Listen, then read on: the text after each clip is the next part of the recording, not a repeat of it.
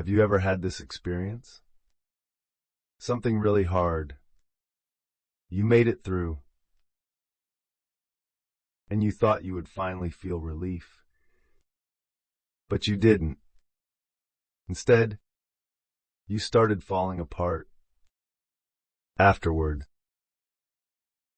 maybe an exam ended, and then you didn't know what to do with yourself. Maybe a difficult relationship was over, and somehow you felt worse. Maybe you survived the most brutal stretch of work, finally had time to rest, and then you couldn't sleep. You were anxious. You felt hollow. You thought the hard thing was the problem.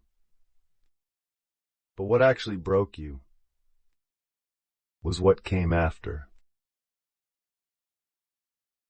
3,000 years ago, the Greeks won the Trojan War.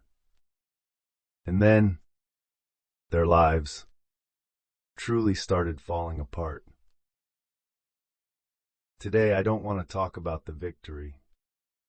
I want to talk about what happened after it. There is something most people leave out of the Troy story. We usually stop at the wooden horse being dragged through the gates, as if that is where the clever story ends. But there is a second half. That night, the Greek soldiers crawled out of the horse. They opened the gates. The Greek army poured in. What happened next? Homer and the ancient writers recorded it. Almost every man in Troy was killed. King Priam was murdered at the altar of his own temple. The women of Troy were taken as war prizes, divided among the Greek commanders. Hector's wife Andromache became a slave to Achilles' son. Hector's infant child was thrown from the walls of Troy. Because they could not allow any heir of the Trojan royal line any chance to grow up and take revenge. This is not a movie. This is war. I'm not telling you this so you think the Greeks were villains. I'm telling you this so you understand. Those soldiers did all of that just to go home. The Greeks won, but after the winning, every single story that followed went wrong. Achilles was already dead before Troy fell. Paris' arrow, the heel, he chose glory. He chose a short and blazing life. He got exactly what he chose. But he could not go home. Ajax, one of the strongest warriors in all of Greece. After Achilles died, he and Odysseus competed for Achilles' armor. The armor was awarded to Odysseus. Snap! He charged into a flock of sheep, believing they were the Greek commanders, and slaughtered every one of them. When he came back to himself, he looked around and killed himself. The second greatest warrior, not dead on the battlefield, but broken in the aftermath of victory by humiliation and collapse.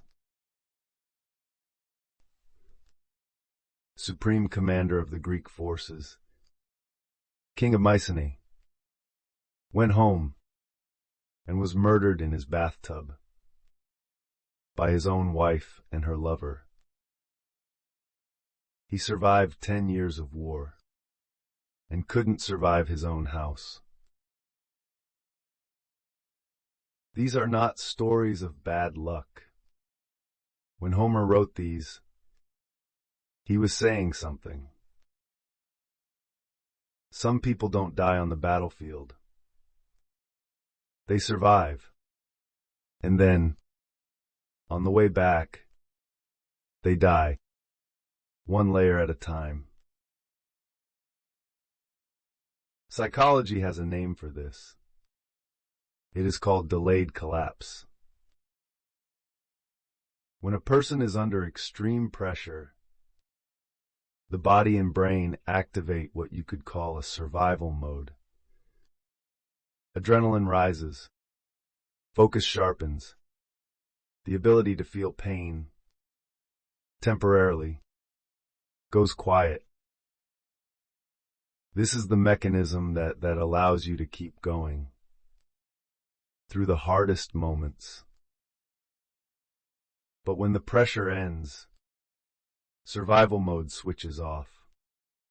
And then you start to feel everything you had no capacity to feel during that time. The pain, the grief, the fear, the emptiness. That is why so many people are fine during the hardest stretch and fall apart when it stops. Not because they are weak, but because their bodies were waiting for the right moment to let them feel what they hadn't processed yet. Ajax's breakdown didn't happen at the height of the war. It happened after, when Achilles' armor became the last straw. The armor itself wasn't that heavy, but Ajax had been carrying too much for too long. Out at sea, there was still the wind and waves of Poseidon to fight. He got home, and there was nothing left to fight against. His vigilance had no object. And then, neither did he. This is not only a story about Greek heroes.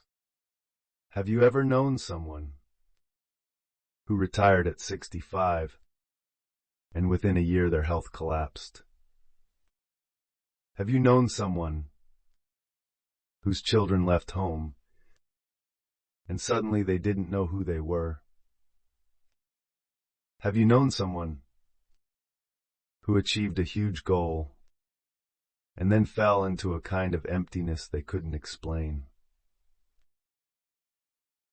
It wasn't that their lives got worse. It was that the thing holding them together was gone, and they didn't yet know what to hold on to next. Let me give you an example that might be closer to home. Think about conscript soldiers, or anyone who has spent years inside a strong institutional structure. Every morning, someone tells them when to wake up, what to do, which direction to move. Their identity is clear. Their position is clear. And then, it's over. No one tells them what to do anymore.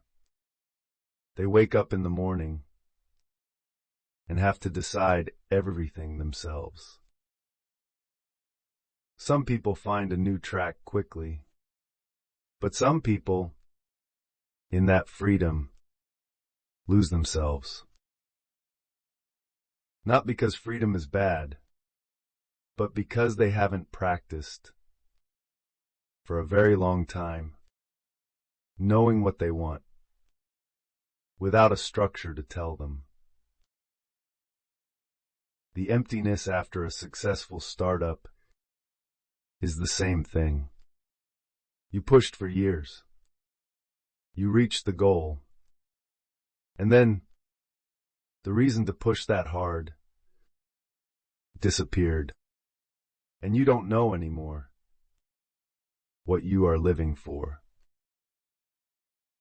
Odysseus took 10 years to get home, not only because Poseidon was blocking him, not only because of the monsters, the giants, the goddesses, but because he also needed those 10 years to find out who he still was and how to live once he finally got there. So the real opening of the Odyssey is not Odysseus drifting at sea. The real opening is that night Troy burned. Every man carrying every memory, trying to find his way back to the life he left, and discovering that the life he left no longer existed. Achilles chose glory. Ajax collapsed inside the victory. Agamemnon went home and was killed. 3 heroes. They could only meet again in the underworld. This is not a story of failure. It is a story about something harder than that. War doesn't only happen on the battlefield. The real war sometimes begins after things end. When you are alone with yourself. When the enemy is no longer outside.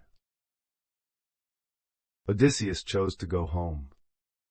No matter how long the road, he chose to face it. That choice was not easy,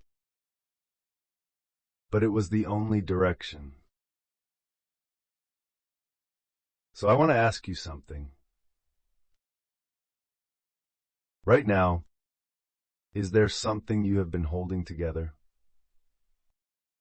Something you are still in the middle of, still pushing through, and you haven't given yourself time yet to actually feel it?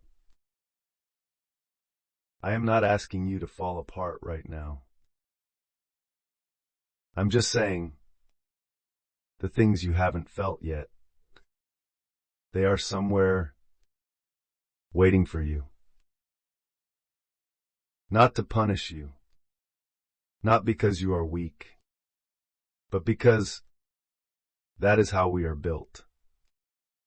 We survive first, when it is finally safe. The road worth taking took Odysseus 10 years. How long will yours take? Because the world is never what you think it is. Wu Talks World. See you next time.